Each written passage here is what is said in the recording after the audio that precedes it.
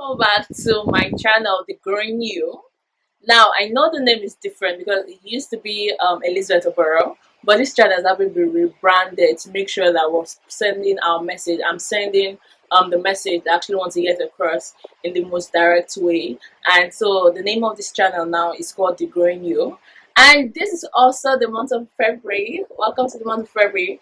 And the month of February is, I think, the most recognized month to show love, other than December. That is the most recognized month to show love, to for us to practice exercises to make us love ourselves more, for us to actually not just tell people I love you, but to show them something, whether with a gift, something we write, with something. It's just a month to show how much we love and appreciate other people. If you're new to this channel, welcome. I'm excited having you here. Hope you subscribe. Now, this channel is all about self-development and personal transformation. That's why it was rebranded. It has been rebranded to The Growing You. Now, let's dive in and get started. Okay, now the topic for this video is actually something I really love, something I'm excited to do. And since this channel is about personal transformation, and this month is the month of love, and our series is focused on relationships, I wanted this to be the first topic that we're going to be talking about. And that is the power of self-love. Believe in yourself again, and that's the truth. For us to be able to have meaningful and actually powerful relationships with other people, it's really important for it to start with us. It's important for us to be able to love ourselves. It's important for us to believe in ourselves. It's important for us to actually trust. And because we'll need that to be able to extend that to other people. And the moment you're able to get yourself in the right place that you need to function, that you need to be at, it becomes really, really easy then to be able to love other people, to be able to be available for them in the way they consider love, in the way they recognize love to be. Now, I'm going to ask you a question. Let me know in the comment section, because I'm actually looking forward to reading this. How do you show you love yourself? Some people take themselves to dinner, some people take themselves to watch a movie, some people read a book. Let me know how you show you love yourself. Because loving ourselves goes beyond a state of mind. It's something we do in our everyday life. It's the actions we take in our everyday life.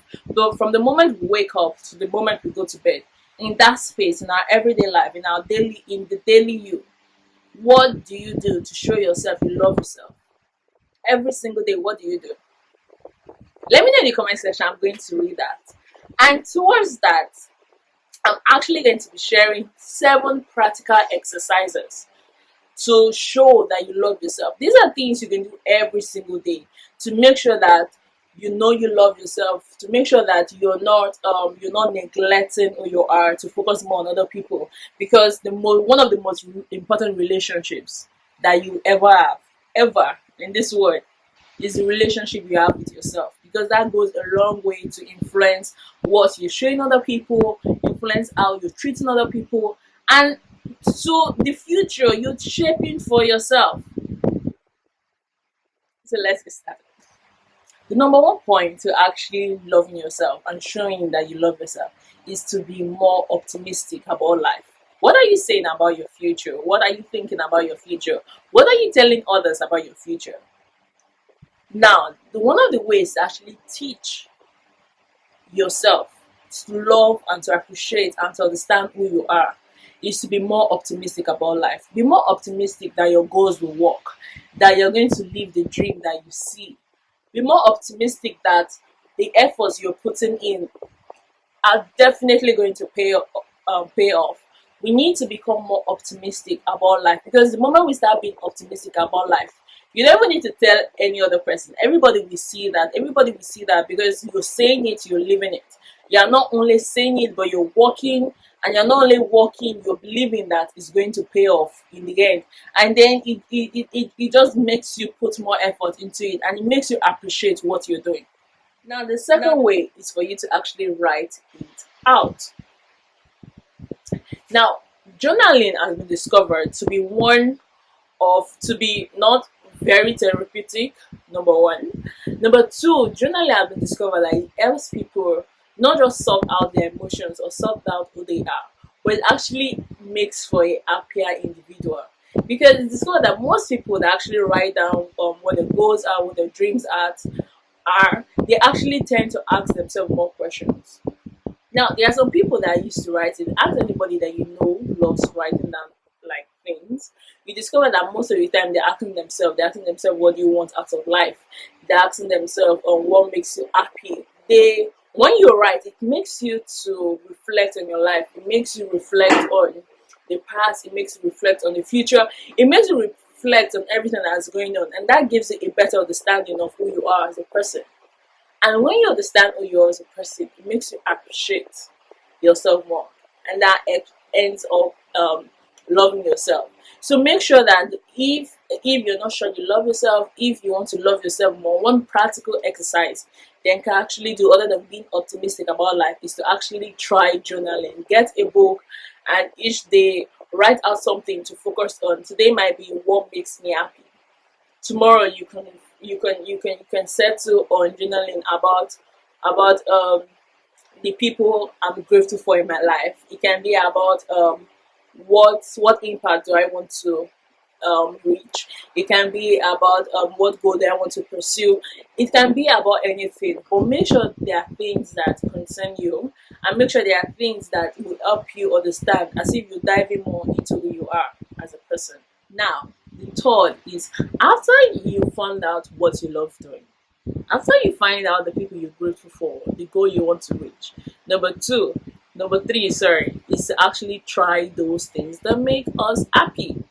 If something makes you happy, try it in your everyday life. It can be as little as there's so many things. It can be as little as reading a line. If reading makes you happy, if playing a sport makes you happy, then after work you can give 10 minutes to maybe playing a game of basketball, badminton, whichever you love. Anything that makes you happy, make sure you're investing time in it daily. Actually, practically invest time in it daily to make sure that okay, I'm giving 10 minutes to this thing that makes me happy. I'm giving 20 minutes to this thing that makes me happy. Shooting into video makes me happy, so I actually put in the time and the effort to make sure each day I do this. Once I do a YouTube video, because I upload every single day, make sure you're subscribed.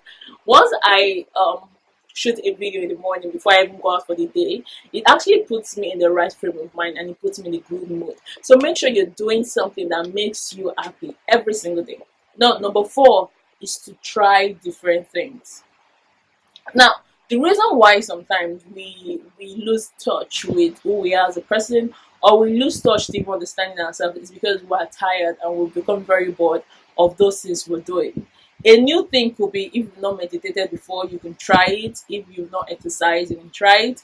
If you've never opened a book, you've never cracked a book open, do it. Just try something very, very new. It can be sleeping 30 minutes than earlier than you usually do. It can be waking up 10 minutes earlier than you usually do.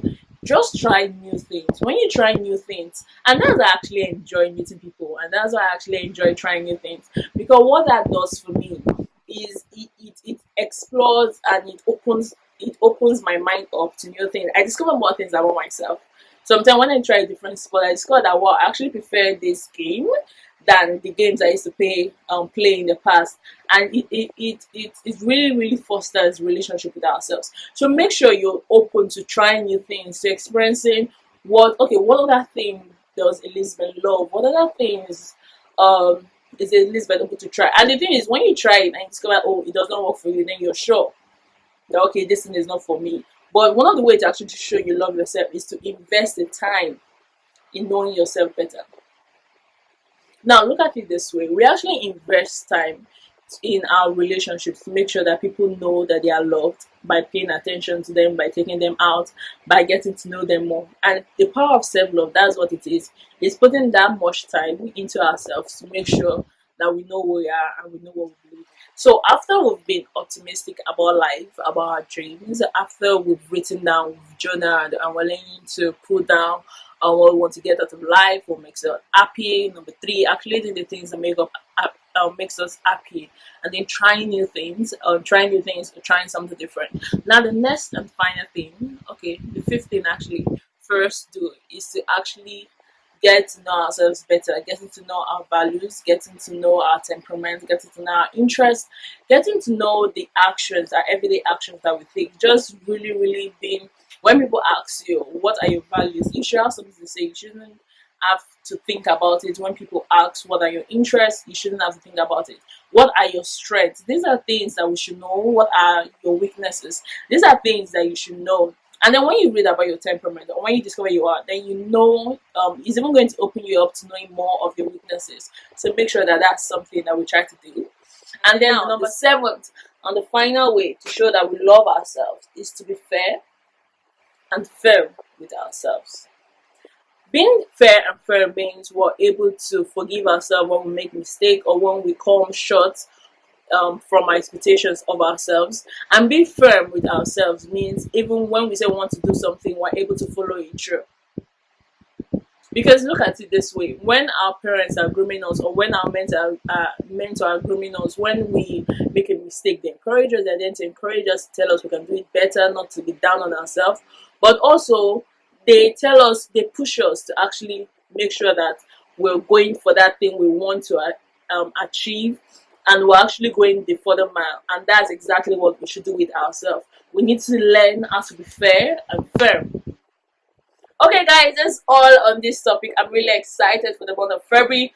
I have really, really, really great topics already planned out for every single day of this month. So make sure you subscribe and make sure your notification button is on, because I might be posting more than one video in a day, and you will know when that is. Make sure you're logged on and you tune in.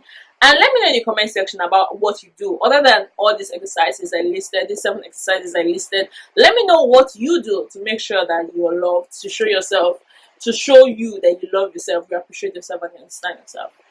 See you tomorrow, guys. Watch the next video. Yeah, watch the next video. Subscribe. Watch the next video.